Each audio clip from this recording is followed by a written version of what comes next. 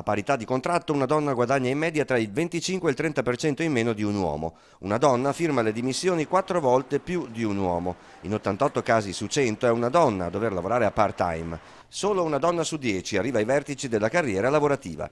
La sinfonia di note stonate continua toccando il tasto delle retribuzioni. Gli uomini guadagnano in media intorno ai 40.000 euro annui contro i circa 30.000 delle donne. Il gap reddituale aumenta in modo impressionante tra i quadri. Un dirigente maschio in tasca infatti 163.000 euro annui contro i 107.000 delle rare dirigenti donne. Sono alcuni dati della fotografia sulla parità di genere nelle 1200 aziende con oltre 100 dipendenti attive in Veneto, scattata dalla Regione e dalle università di Padova, Venezia e Verona.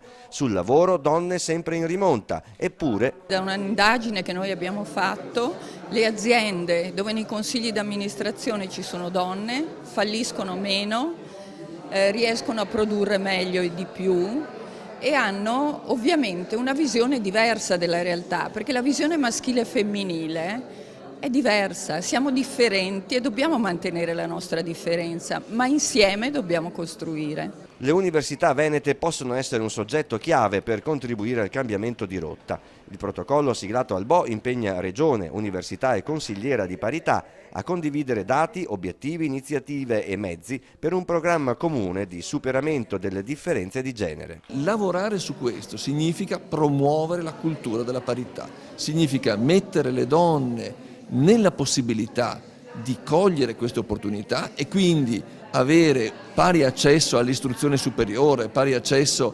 alle lauree considerate tradizionalmente economicamente più redditizie, e questo sta succedendo.